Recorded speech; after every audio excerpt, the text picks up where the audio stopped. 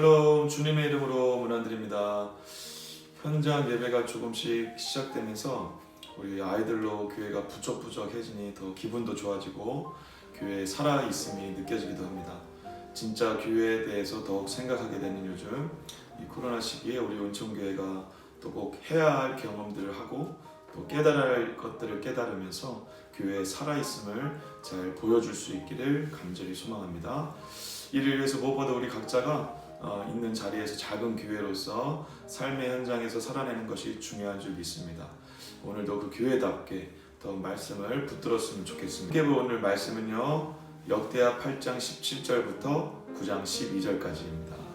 7절까지만 제가 읽고 중간에 또 함께 읽도록 하겠습니다.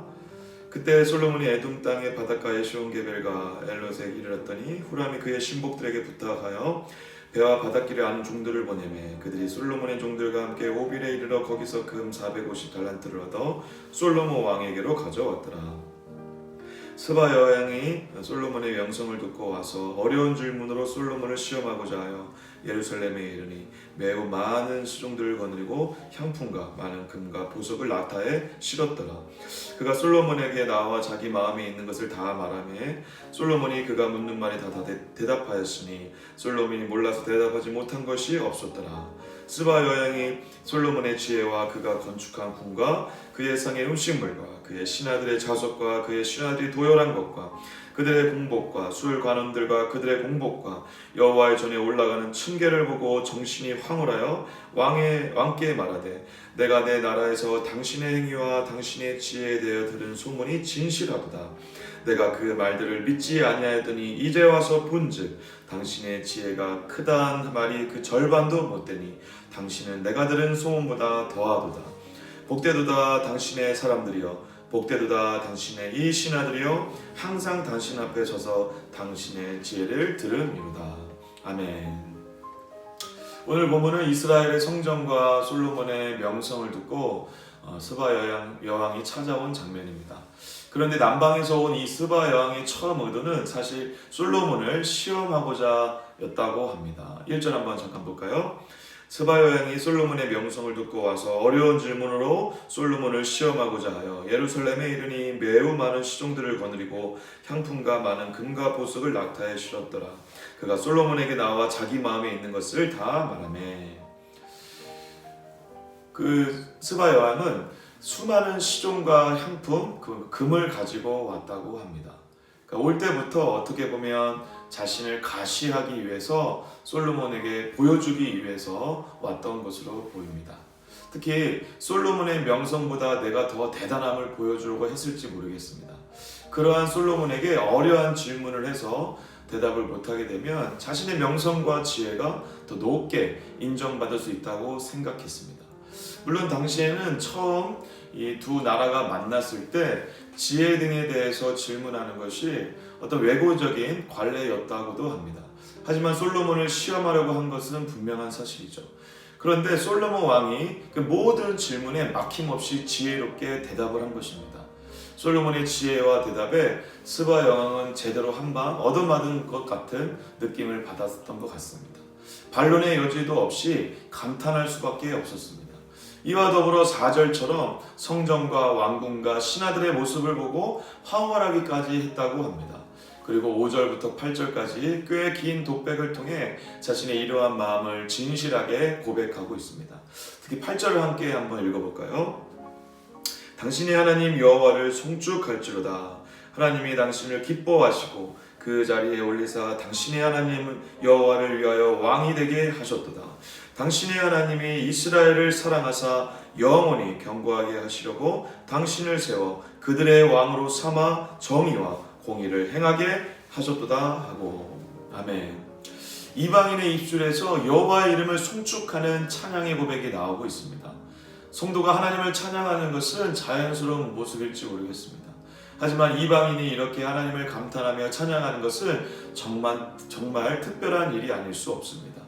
단순히 찬양만 하는 것이 아니라 그 하나님이 어떤 분이시고 또 얼마나 사랑과 공의가 많으신 분이신지를 제대로 깨닫고 고백하고 있다는 점이 놀랍습니다. 이렇게 고백하게 된 이유는 무엇일까요? 바로 솔로몬과 이스라엘의 모습이 하나님으로부터 나온 것을 알았기 때문에 그렇습니다. 하나님을 잘 섬기고 지혜롭게 된 솔로몬과 이스라엘을 보면서 스바 여왕은 하나님을 찬양하지 않을 수 없었던 것입니다. 오늘 말씀은 이 시대 교회로서 살아가는 우리에게도 아주 의미심장한 메시지를 전달해주고 있습니다. 요즘 우리의 삶과 행동을 통해서는 하나님부터 이 모든 좋은 것이 왔음을 세상이 볼 수 있나요? 평소에 하나님을 찬양할 뿐 아니라 동시에 하나님을 찬양하고 높이는 자답게 살아감으로 세상이 하나님을 높이고 찬양할 수 있도록 하고 있나 우리 스스로에게 질문해 봅니다. 사실 저 역시 이 질문에 대답하기가 사실 부끄러운 것이 맞습니다. 당장 어제만 하더라도 약간 우스운 얘기이지만 층간소음을 좀 고려하지 못하고 조금 늦은 시간에 전동 드라이브를 사용하여서 그 다른 층에 있는 주민들에게 피해를 주었습니다. 너무 부끄럽고 미안했습니다. 조심한다고 했지만 생각이 짧았다는 것이죠. 이웃이 하나님을 높이도록 하는 것이 아니라 오히려 하나님의 영광을 가린 것 같아 회개도 하게 되었습니다. 사랑하는 은총교회 성도 여러분, 우리가 매일 매 순간의 삶의 연속 가운데 하나님의 영광을 보일 수 있는 자들이 되길 축복합니다. 이를 위해 무엇보다 우리 자신이 매일 그 하나님을 찬양하며 살아가야 될 줄 믿습니다. 그리고 하나님이 어떤 분인지를 알기를 힘쓰고 그분의 임재 가운데 살아가야 합니다. 그분의 사랑에 깊어져야 합니다. 그분의 공의가 얼마나 놀랍고 감격스러운 일인지를 우리가 먼저 누려야 할 줄 믿습니다. 그리고 그 하나님을 찬양하고 높이는 방식으로 행동하고 순종해야 될 줄 믿습니다. 하나님의 사랑과 공의가 세상에서 어떻게 이루어질 수 있을지를 고민하며 행동할 때 우리를 통해 하나님이 드러나지 않을까요?